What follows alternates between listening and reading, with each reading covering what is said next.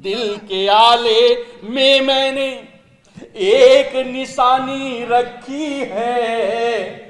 हाँ माँ, मैंने वो तेरी तस्वीर पुरानी रखी है। हाँ माँ, मैंने वो तेरी। तो ऐसी मातृ शक्ति को मैं आमंत्रित कर रहा हूं। हमारे बीच में मनीषा है, वो आए। सम्मानित मंच को नमन करती हूँ, आप सभी की महनी उपस्थिति को प्रणाम करती हूँ। मैं सीधे सीधे अपनी रचना के साथ आप सभी को जोड़ती हूँ। हमारी हिंदी है पहचान, हमारी हिंदी है पहचान, हमारी हिंदी है पहचान, हमारी हिंदी है पहचान। हिंदी को भी अपनाए तो होगा देश महान, हिंदी को भी अपनाए तो होगा देश महान। हमारी हिंदी है पहचान, हमारी हिंदी है पहचान। और क्या भाव लेकर इस रचना के साथ आप सभी से जुड़ने का प्रयास करते हो, सुनिएगा। ये हिंदी मेरी बोली है, ये है मेरी भाषा, बने विश्व की भी ये भाषा है मेरी अभिलाषा, बने विश्व की भी ये भाषा है मेरी अभिलाषा। करे नित्य भारत का अपने, करे नित्य भारत का अपने, गौरव निश दिन गान। हमारी हिंदी है पहचान, हमारी हिंदी है पहचान। और मुझे हर भाषा से अपनी भाषा क्यों प्यारी लगती है, सुने। हर भाषा से अच्छी है मेरी प्यारी हिंदी, इस पर गर्व करे हम सब ये माथे की बिंदी। यही हमारी अनुपम शोभा, यही हमारी अनुपम शोभा, यही हमारी शान। हमारी हिंदी है पहचान, हमारी हिंदी है पहचान। श्रृंगार की कवित्री हूँ, सीधे सीधे आप सभी के दिल तक पहुंचने का प्रयास करूंगी।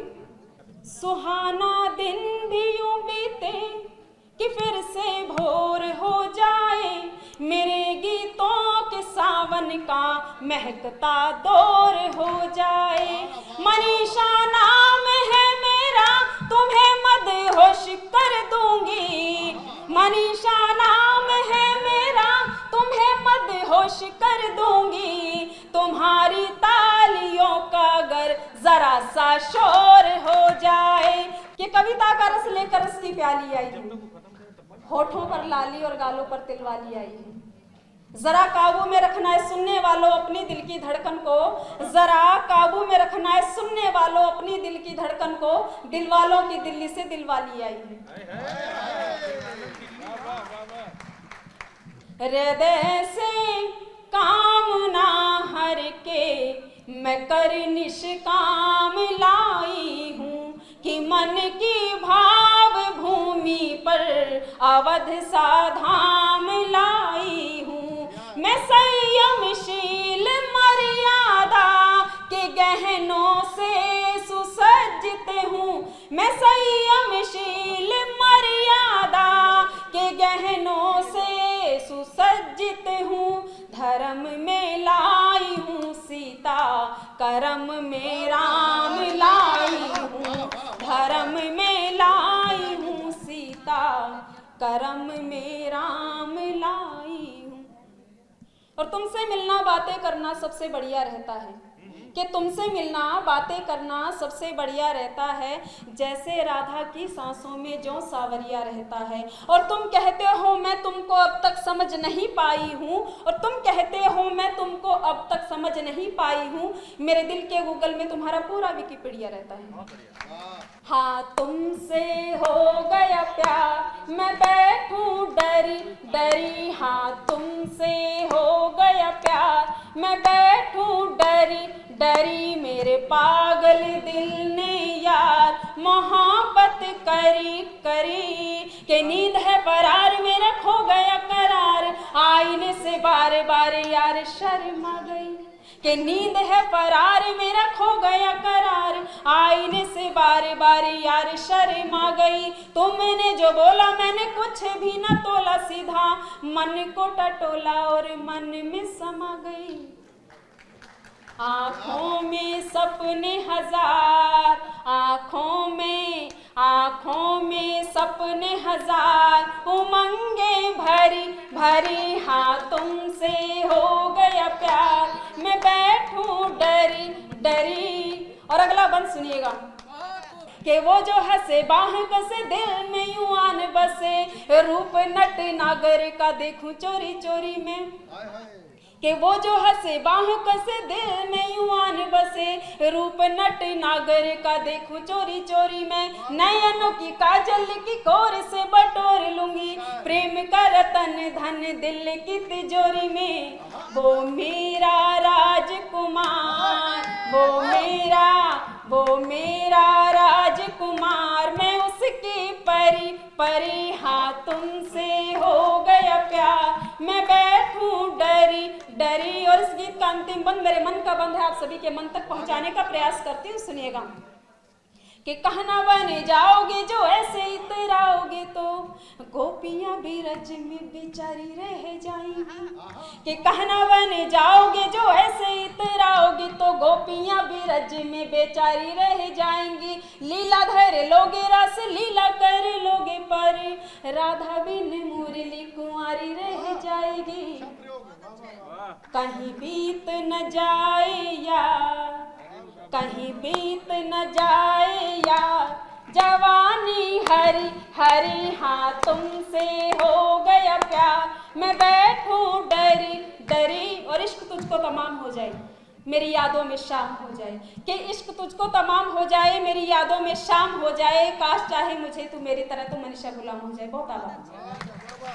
और अब आ रहे हैं आसमान में ताकते हुए, भूमि को निहारते हुए, हमारे श्री रसिक गुप्ता। तालियों के साथ स्वागत करें। मनीषा जी बहुत अच्छा काव्य पाठ करके गई। एक दिन अपनी सासू माँ से कह रही थी, सासू माँ मेरा बचपन से शौक था मैं बड़ी होकर तुम्हारी खूब सेवा करूं, खूब सेवा करूं, खूब सेवा करूं। सास बोली फिर करती क्यों नहीं? बोले माँ जी बचपन खत्म, शौक खत्म। तालियां जोरदार एक बार बजाओ शानदार आयोजन के लिए। बहुत मन से आप सुन रहे हैं, बड़ा अच्छा लग रहा है मुझे। तो मैं तो मंजू जी से पूछ रहा था, मैंने कहा मंजू जी एक मुहावरे का अर्थ बताओ, आम के आम गुठली के दाम वाक्य में प्रयोग करके दिखाओ।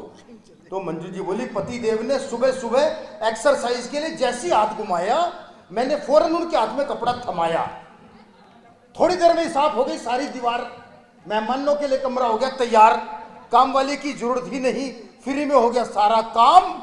इसे ही कहते हैं आम के आम और गुठलियों के दाम। जोरदार तालियां एक बार बजा दीजिए पूरी टीम के लिए। और देखिए हमारे देश में अरबी खाई जाती है, बोली नहीं जाती। हमारे देश में अरबी खाई जाती है, बोली नहीं जाती। हमारे देश में चीनी खाई जाती है, बोली नहीं जाती। हमारे देश में अंग्रेजी पी जाती है, फिर तो वही निकलती है, फिर तो वही निकलती है। अच्छा, अगर किसी को किसी की कोई बात किसी भाषा में समझ में ना आए तो एक बार पूछ के देख लो, हिंदी में समझाऊं क्या? घरानी भाई साहब समझ गया। इतनी शक्तिशाली हिंदी की भाषा को हम छोड़ के कहाँ अंग्रेजी के चक्कर में पड़े रहते हैं। दो अंग्रेज भारत आ गए, एक बोला जी मेरे बाथरूम में 5 लाख रुपए लगे हैं, दूसरा अंग्रेज बोला जी मेरे बाथरूम में 10 लाख रुपए लगे हैं। वहीं अपना एक हरियाणा का ताऊ खड़ा था, वो बोला जी मैं सुबह लोटा लेके जिस खेत में जाता हूँ ना, उसकी कीमत 7 करोड़ है, और ऐसे बाथरूम हम रोज बदलते हैं। तब कहीं दो पंक्तियां हुई कि हमारे एक विदेशी मित्र बोले, नागर साहब हमारे एक विदेशी मित्र बोले तुम्हारे यहाँ गंदगी ही गंदगी पड़ती है दिखाई, जबकि हमारे यहाँ सफाई ही सफाई। और आप सबको लगे मैंने पूरे हिंदुस्तान की संस्कृति की तरफ से एक पंक्ति में उसे जो जवाब दिया, वो जवाब आपके मन का जवाब था।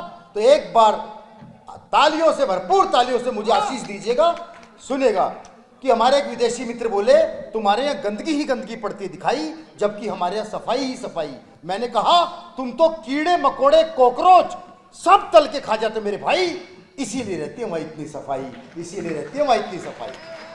और जब से स्वच्छ भारत अभियान की स्थापना हुई बहुत बड़ा परिवर्तन आ गया। मैं तो अभी आ रहा था, रास्ते में एक जगह कूड़ा पड़ा देखा, मैंने उठा के डस्टबिन में डाल दिया। 2 आदमी खड़े थे, ताली बजाने लगे, दिल को बड़ा अच्छा लगा। बाद में पता चला वो तो तंबाकू कूट रहे थे। तो तंबाकू नहीं कूटना, ताली बजानी है। एक बार मिल करके बजाएं सारे तालियां। मैं 4 पंक्तियां पढ़ता हूं कि कुदरत ने सृष्टि चक्र संभाला नहीं होता, कुदरत ने सृष्टि चक्र संभाला नहीं होता, रातों में तिमिर दिन में उजाला नहीं होता, कितना भी सर झुका लो किसी तीर्थ पर मगर माँ बाप से बढ़कर के शिवाला नहीं होता, माँ बाप से बढ़कर के शिवाला नहीं। सुनिएगा 4 पंक्तियां। जिसने गढ़ा वजूद तुम्हारा, भाव उन्हीं के पढ़े नहीं, मात पिता भेजे वृद्धाश्रम, किंतु शर्म से गड़े नहीं। अरे ईश्वर में तो रखी आस्था, लेकिन वो ये भूल गए कि सृष्टि के निर्माता भी तो माता पिता से बड़े नहीं, सृष्टि के निर्माता भी तो माता पिता से बड़े नहीं, सृष्टि के निर्माता भी तो माता पिता से बड़े। इस मोबाइल के कारण भाई साहब इतनी इंडस्ट्रियां खत्म हो गई, बताऊंगा आपको। इस मोबाइल के कारण भाई साहब लगे हुए मोबाइल, इस मोबाइल के कारण भाई साहब घड़ी खत्म, कैलकुलेटर खत्म, कैलेंडर खत्म, डायरी खत्म, पेन खत्म, टॉर्च खत्म, कंपास खत्म, आदमी का सुख चैन खत्म। और अगर किसी के मोबाइल का पासवर्ड उसकी पत्नी के हाथ लग जाए तो आदमी खत्म। तो मैं कविता समर्पित करूं। एक पहाड़ ने नीचे बहती नदी से कहा, देख तो बहना जरा अपने इस भाई को, मैं ऊंचाई में तुझसे कितना बड़ा हूं, तुम्हारी तरह कभी इस नगर कभी उस नगर नहीं भटकता, सदियों से अपने स्थान पर अड़िग खड़ा हूं। लोग आते हैं ना गर्मी बढ़ने पर मेरी शरण लेने बड़ी बड़ी कारों में, तुम्हारी तरह बंद कर नहीं रहता सिर्फ 2 किनारों में, तुम्हारी तरह बंद कर नहीं रहता सिर्फ 2 किनारों में। अब नदी का जवाब सुनेगा और अपना आशीर्वाद दीजिएगा।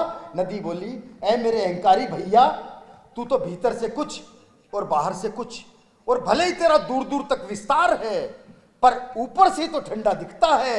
सब जानते हैं तेरे अंदर धधकता कितना बड़ा ज्वालामुखी का भंडार है, तेरे अंदर धधकता कितना बड़ा ज्वालामुखी का भंडार है।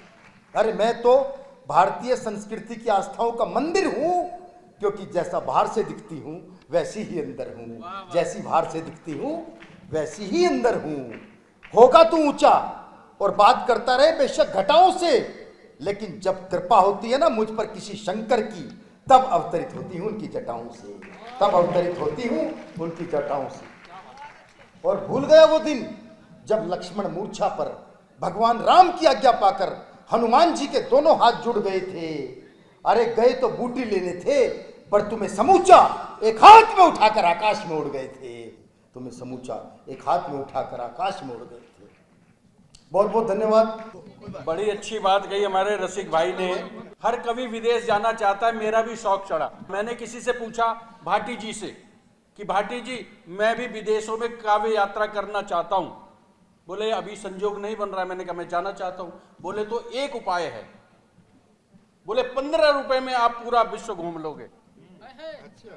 मैंने कहा वो कौन सा उपाय है? इन्होंने कहा एक विश्व का नक्शा लाओ, उसको बिछाओ, कभी अमेरिका में, कभी जापान में, कभी वेस्ट इंडीज में, जम के कविता सुनाओ।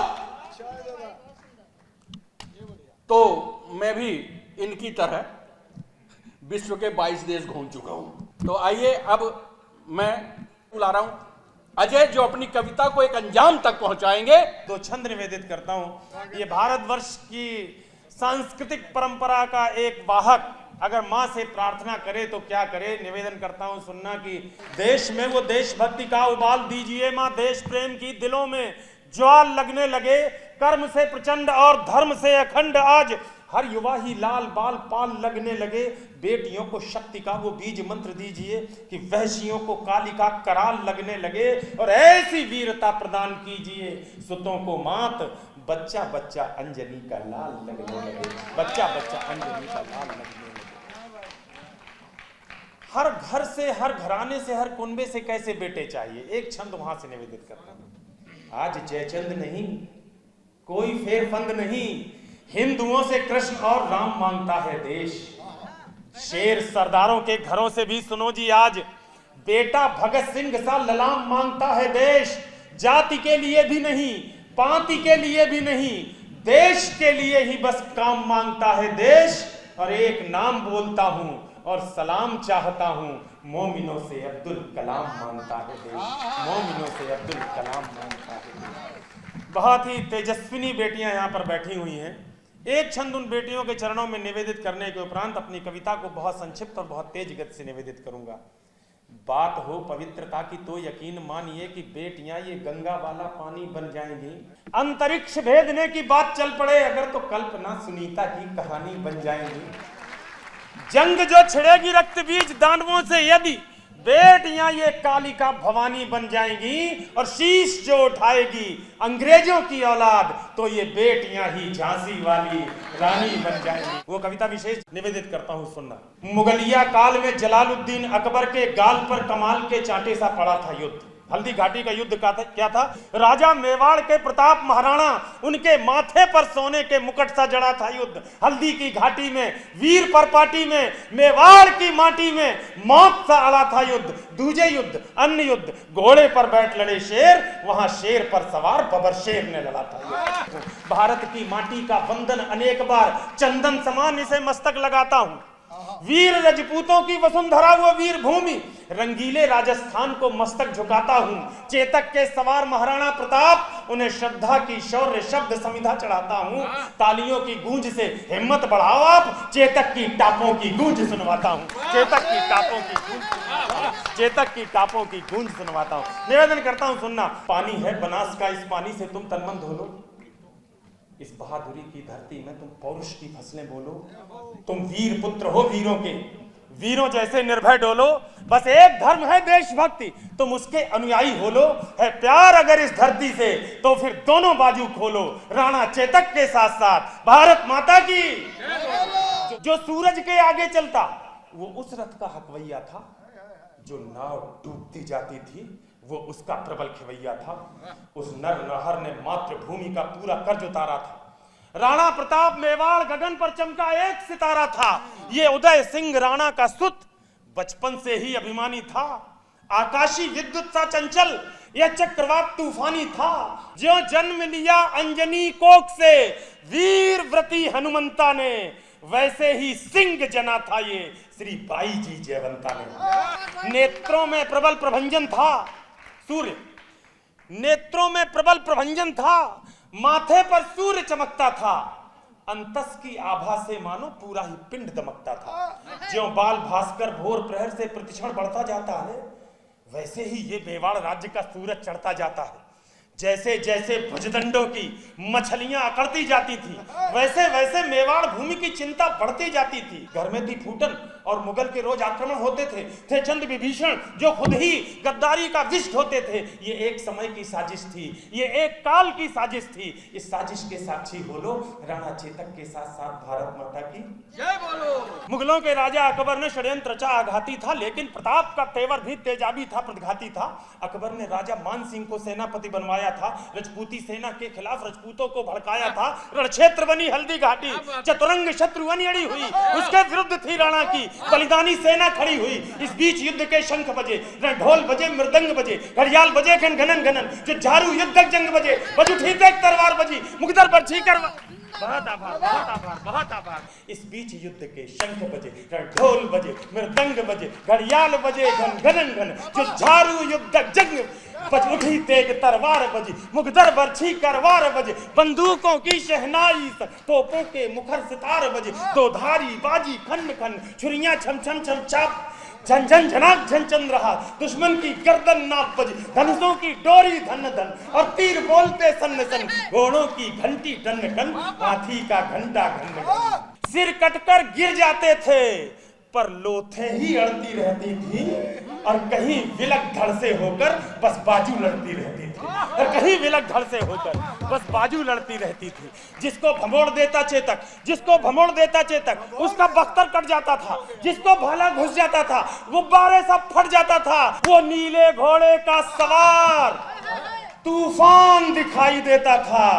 जिस ओर निकल जाता चेतक, शमशान दिखाई देता था। जिस ओर निकल जाता चेतक, शमशान दिखाई देता था। टप टप टपाक, टप टप टपाक, टप टप टपाक, पदचाप सुनाई देती थी। चेतक दिखता थोड़ी ना था, बस टाप सुनाई देती थी। चेतक दिखता थोड़ी ना था, चेतक दिखता थोड़ी ना था, चेतक दिखता थोड़ी ना था, बस टाप सुनाई देती थी। उस नीले घोड़े का कौतुक, उस नीले घोड़े का कौतुक देखो, अपनी आंखें खोलो, राणा चेतक के साथ साथ भारत माता की। इस कविता का सबसे आग्नेय बंद पढ़ता हूं। भैरव बन गया त्रिशूल, भैरव बन गया त्रिशूल और दोधारी चंडा बन बैठी। क्या बात है। फिर रक्त बीज बन गए मुगल, बरछी चामुंडा बन बैठी। बैरी को तक्षक थे प्रताप, फुंकार बन गया था चेतक। थी सूखी घास मुगल सेना, अंगार बन गया था चेतक। मुगलों की अभिमानी घुड़की पल में पुकार हो जाती थी, जब तक वो अल्लाह कहते थे तलवार पार हो जाती थी। बैरी के सर पर था चेतक, हाथी के ऊपर था चेतक, आंखों के आगे था चेतक, छाती के भीतर था चेतक।